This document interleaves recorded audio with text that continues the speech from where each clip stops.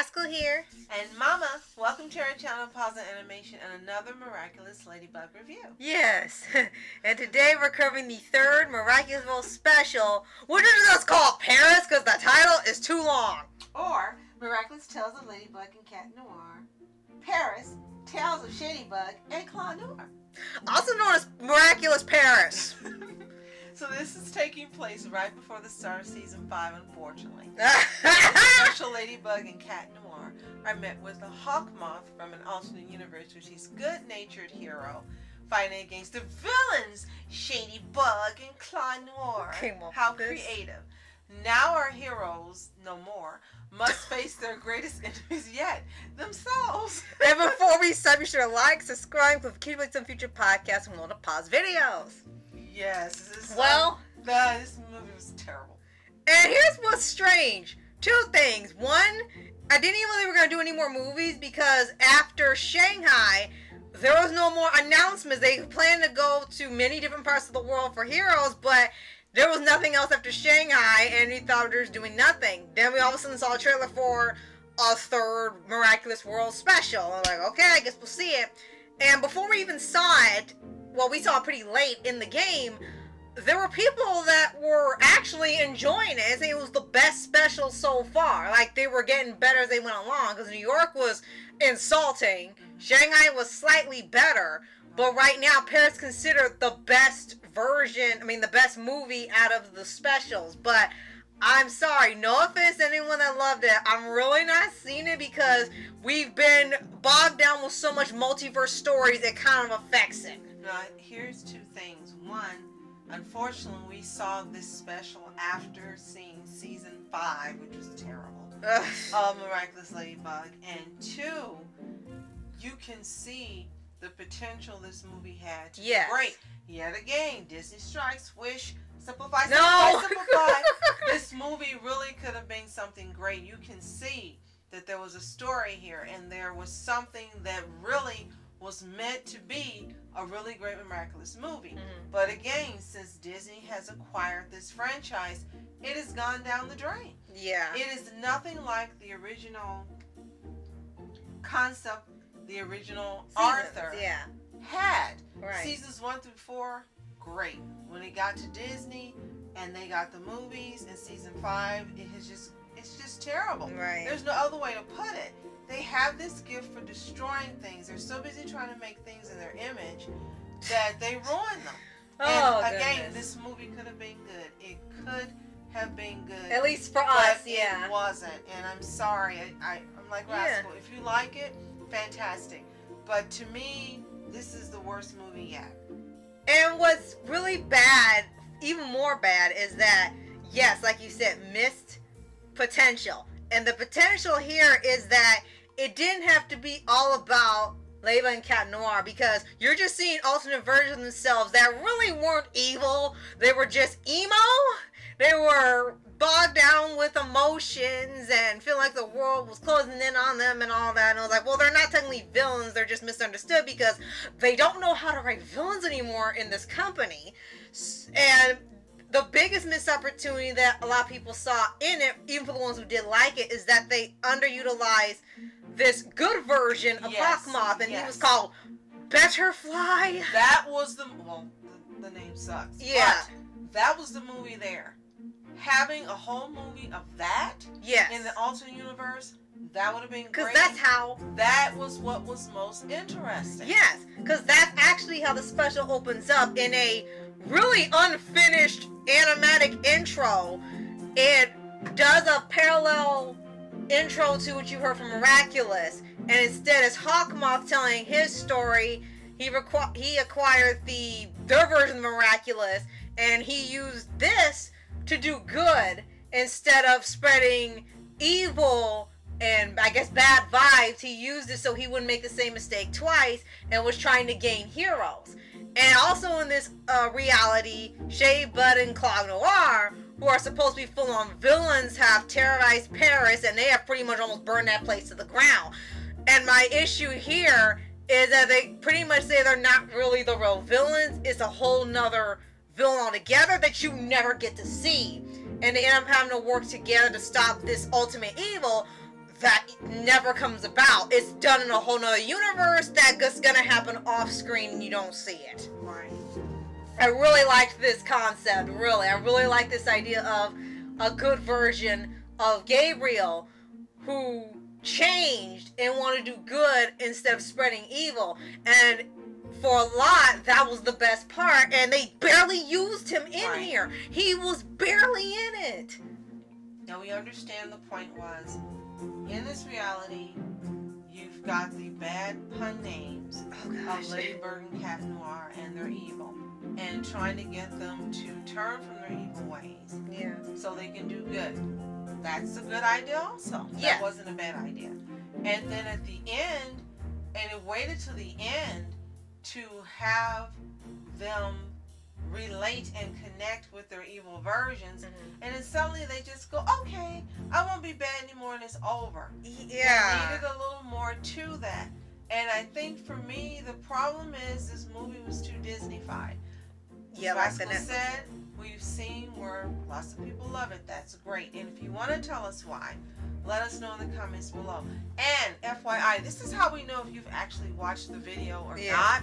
Because some of you will comment and you can tell you haven't watched the podcast. Calling you out. Because we will have said, you know, if you love it, we're happy for you.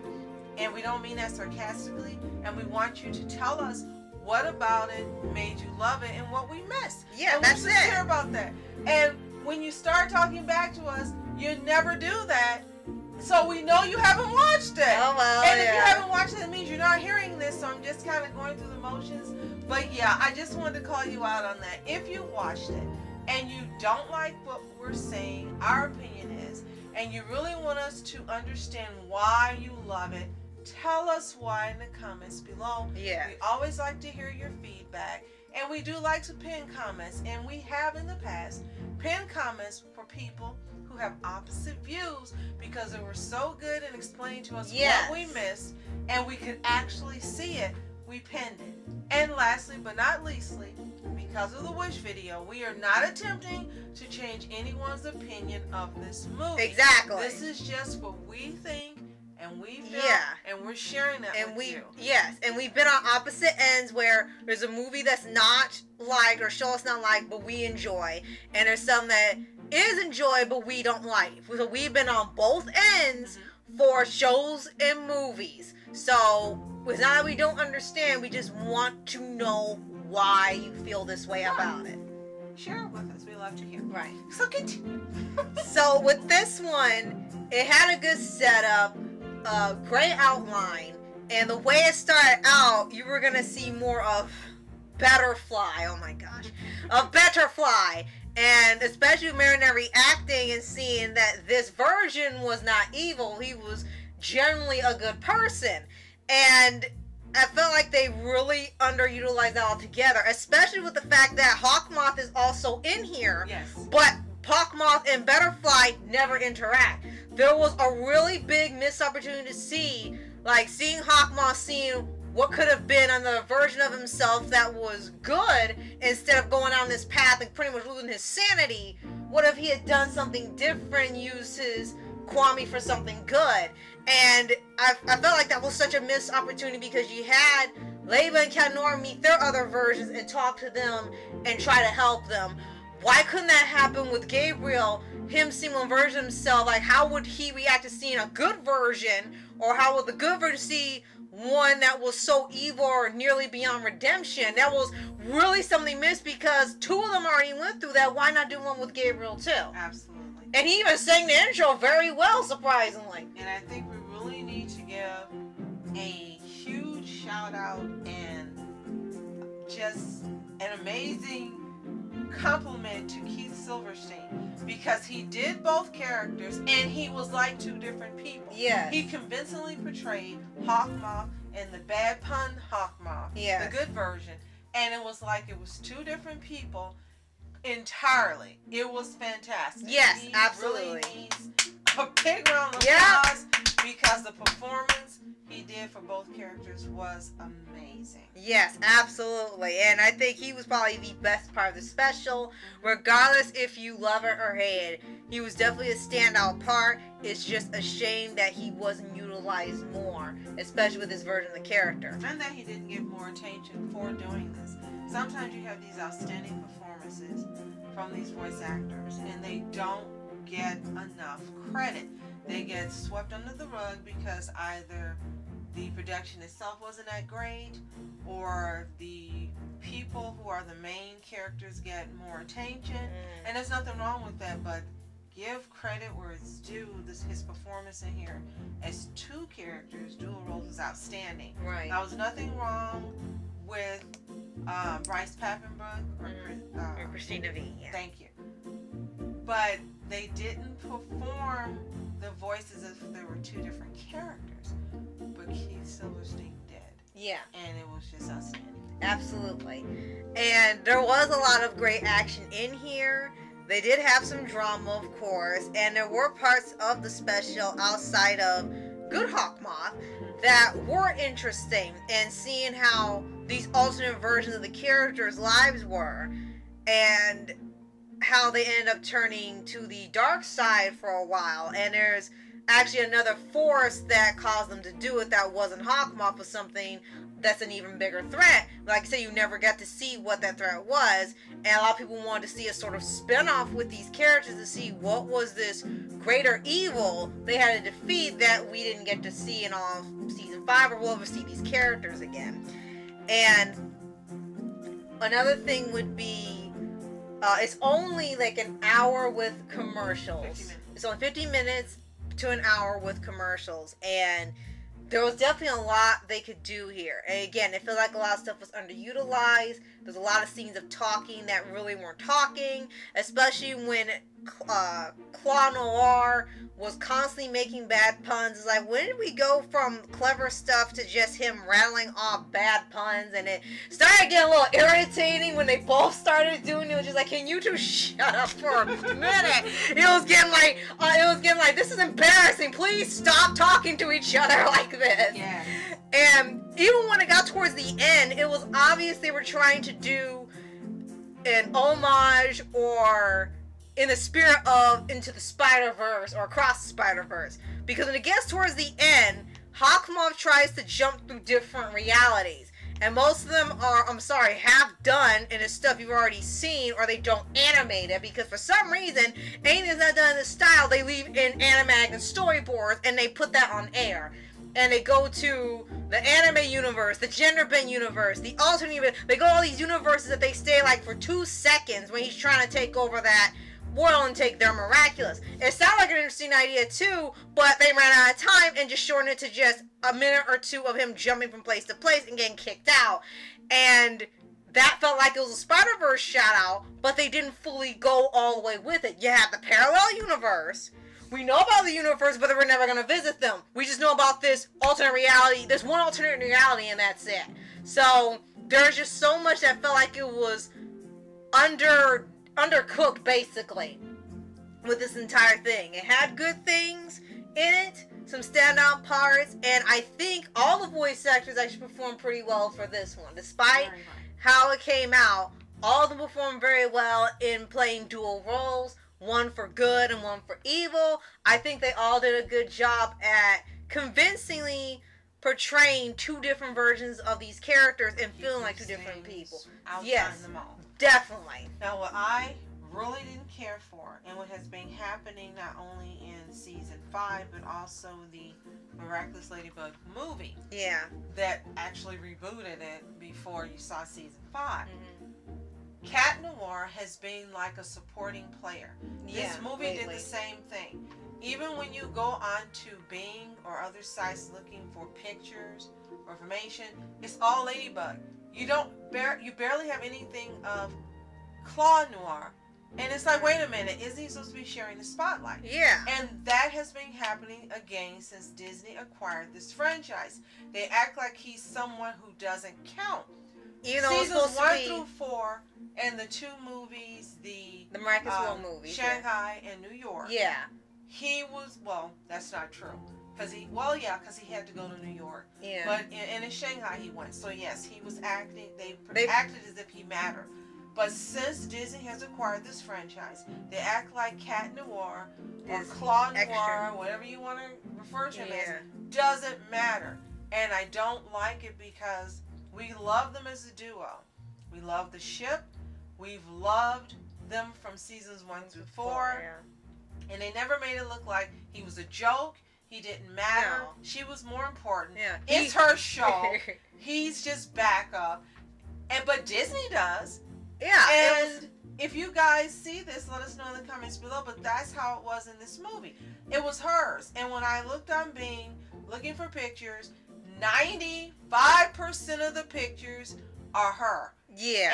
And it's in a show called Tales of Ladybug and Cat Noir. I'm talking about for this particular special. Yeah, and this too. They're getting to a point where Cat Noir doesn't come in until near the end of the episode or a special. And here, they put him a little bit sooner because it was longer. But yeah, he begins not to really show up in the episode up until the third act of the episode. And there's probably 5 minutes left. He comes in at the very end, throws some quips, gets hit, and that's it. He does really nothing else. Which was weird because of how much of a importance he had in season 3 when the show was getting really good, and they were showing how different it would be if they didn't work together. He was a completely different guy and it wouldn't work. It was like Kim and Wrong. If you change anything about their dynamic, the whole thing falls apart. Yeah. And we found when Ron wasn't there and you thought, oh, he's just the comic relief like they made Cat Noir. Once he was gone, Kim couldn't stop the bad guys. It all fell apart. They kept getting away. She needed him. It's the same thing in here. They're acting like she doesn't need him, but she does. She's been needing him for 4 seasons in a row. Even when it was starting to go downhill, he was still in here. This season, they're acting like he is just an extra. He is someone that is an optional choice now because you've got all these other superheroes to choose from. He's one of the last ones. And they even address it in the series itself, including in here. And both versions of Cat Noir feel like, you know, they're not really important because they got so many other superheroes. Yeah. The whole point is like, you've got this team, but these 2 are the main ones you need. Well, now they're having these characters with so many powers, now it's kind of like it doesn't mean anything. They have degraded him down to being just the love interest. And it's funny because they were saying don't do this to the female characters, but he's getting this treatment and Disney seems to be okay with this. So this is like a really disrespectful way to treat a character that's supposed to be one of the 2 main pillars of your show. And they're beloved. So, if you've seen, I'm just going to say the short version, Miraculous Special. Paris Special. Let us know what you think in the comments below. Did you love it? Tell us why. Did you think it was mid? Tell us why. Did you hate it? Tell us why. Yeah, all just 3 be sure to tell us what you think. We really want to hear. And if you haven't seen it, it's available still to watch right now on demand, depending on what service you have. It may be available on Prime. I'm not sure. If you haven't seen it, I'm sorry. You really didn't miss anything. Yeah. But if you just want to see it because you love the franchise like we do, or did before Disney got it, and you just want to see what's happened, and if it's something you'll love, go ahead, give it a watch, come back, tell us what you think. Yes. And if you haven't already, subscribe for updates and with your favorite anime series, anime shows, and all things animation. Absolutely, and thank you so much for your support, for subscribing. Don't forget to follow us on Twix, Twitter X, Pinterest, and Instagram, and contact us in the DMs. We'd love to hear from you. Yes. So, thank you so much for watching Masculine Entertainment And in Mom Entertainment. Have a toontastic day. Peace.